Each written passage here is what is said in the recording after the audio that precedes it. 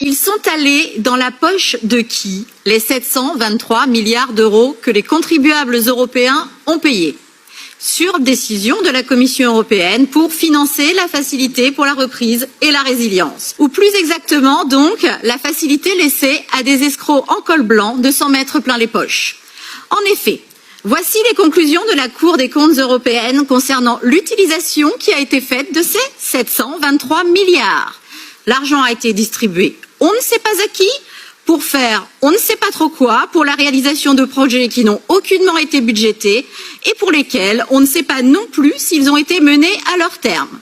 Oui, si tant est que ces 723 milliards d'euros n'ont pas été détournés, comme hélas, en l'état, on est en droit de le soupçonner. Car voilà ce que la Cour des comptes a relevé à ce sujet, des risques évidents de fraude et des systèmes de contrôle absents dès le début du programme.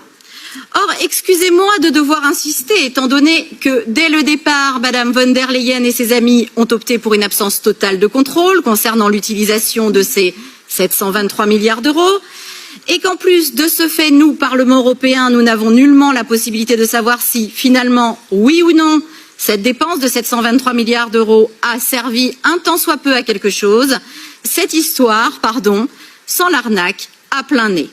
L'escroquerie à grande échelle. Aussi, avant même d'envisager une quelconque prolongation, je déclare ici solennellement, au nom des Français, que j'exige de voir la compta, la vraie, l'authentique, des comptes clairs, nets et précis, qui indiquent exactement et pour chacun des euros dépensés où sont passés ces 723 milliards d'euros. Merci.